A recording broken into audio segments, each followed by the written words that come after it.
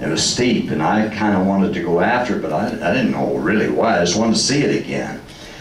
And Roger said, no, we got to get back, Bob, because October 20th, your days are, excuse me, are pretty short down there in the mountains, you know, and that sun sets over them hills. It don't take long before it gets dark. So by then it was in the afternoon, and so we had to go back down to camp to get the material to make the cast. And so we did some things there. Roger had me get up on a stump about 3.5, 4 feet high maybe, that was alongside where she went and made her tracks. And I had on a cowboy boot with a riding heel, which is pretty sharp heel, if now you understand what that's at. And at that time I was a little heavier than I am now, weighed about 175 pounds. And I'd jump off beside this footprint tracks with that heel, with let one foot hit first, and see how deep I could go into the soil that she walked through. And it wouldn't go near as deep as her tracks were. And so then I rode this horse alongside. He was a 16-hand quarter horse, and he weighed about 1,200 pounds. With my weight on him in the saddle, I rode him right as close without disturbing the tracks as I could. Roger took pictures of that. The horse never made tracks as deep as the creature did. So that indicated right there that she was fairly heavy. But she was a heavy, heavy muscled creature, which you can see in all this. And people, you know, people say, well, what do you think, Bob? What'd she weigh? I said, well, I don't know. I thought 300 or 400 pounds was really big, you know. And I said, oh, probably 300 or 400 pounds, 6.5 feet tall. Well, come to find out, I was way off on everything, you know. But it, like I say, when I first saw her, I was up on a horse 16 hands high, which was about 9 feet up. And things will look a little different from that height, of course. But I'm going to finish this up by just, and you folks see what the result was from that film footage, that short film footage that we were lucky enough to get. And at that point in time, being Roger fell down, we had no idea that we had any good film footage at all.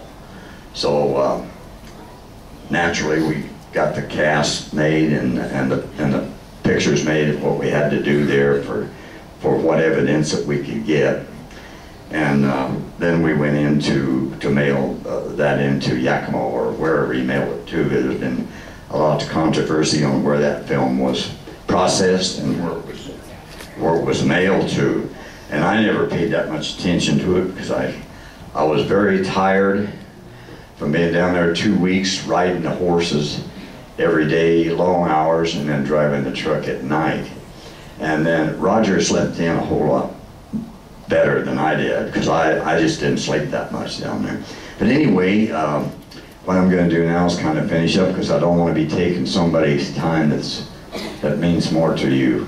Anyway, folks, I sure appreciate this, and I'm open for questions, but I can't hear because I'm such a young feller.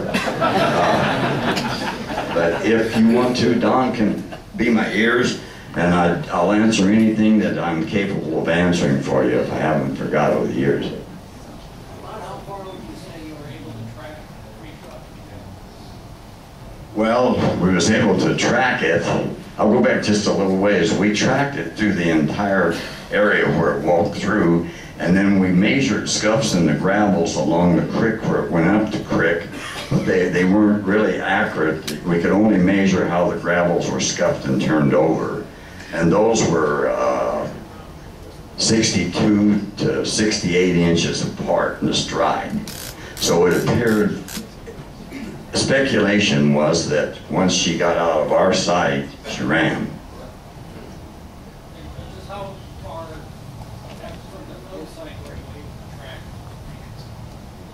Well, it was probably 200 yards from where Roger first started filming her. Probably a total of about 200 yards, because that was where the end of the good soil quit and the gravel started, and you could track But there was no identifiable tracks. It was just scuffs in the gravels all the way.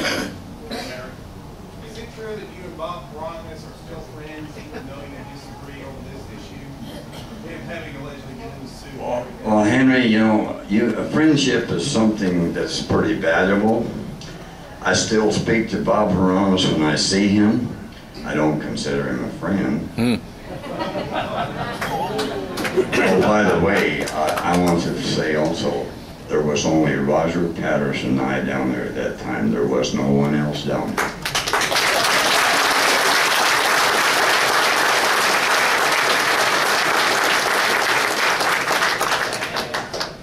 I just wanted to thank you for not shooting the animal. I would rather leave it a mystery. I mean, I know they're out there. We don't need to go shooting these animals. I want to thank you for not shooting it. I totally agree with you.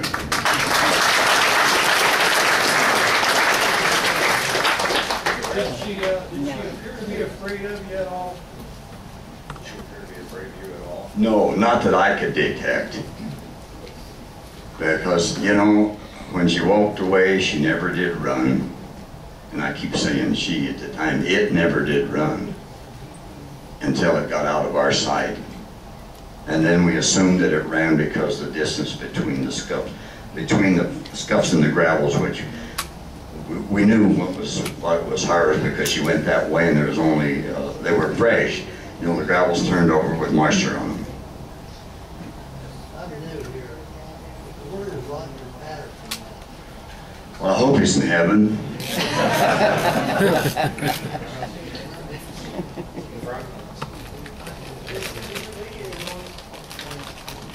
Not that I heard.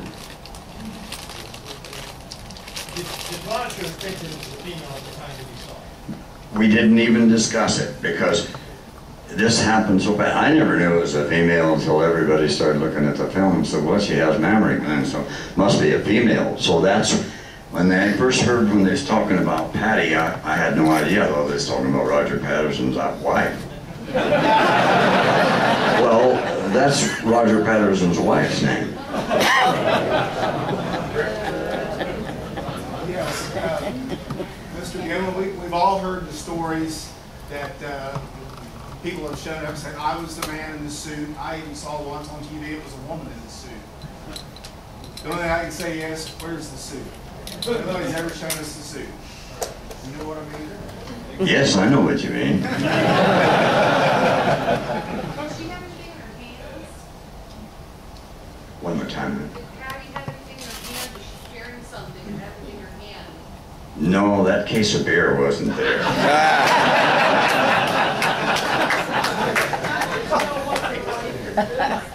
Came home and saw this creature going across the street. I mean, if it was me, I'd be telling everybody and my uncle what I saw. I'd like to know what happened when we went home. Have you ever heard of a day of hell? That's what it was for a while. Well, you know, there's so much going on back then. It wasn't people like you folks here that I appreciate you being here and stuff. There was, in my area, you know, a bunch of people, farmers and stuff, and they weren't concerned about it and probably didn't believe it. And then, you know, you just, there's an awful lot of things that went on right after that film footage. I went home, went back to work, and Roger and Al, they traveled with it and did things, but I just took an awful lot of static over it. Even my own family kind of, you know, they knew I was a little different from the rest of them, but... Bob, would you be on the assumption that this creature, that might have been its first encounter with humans? One more time, please. Would you be under the assumption that Patty, that was her first encounter with humans, with you and Roger, because the way she acted real nonchalant, real casual as she left the scene? Well, you know, I wish I could answer that, but I couldn't do it, honestly, because I have no idea, you know, how these creatures react when they see humans and horses. And in that area, I had heard that, you know, there have been quite a few of these sighted in that area before. And there have been footprints got there a lot. In fact, there was the song that Tom has here about Jerry Cruz, excuse me.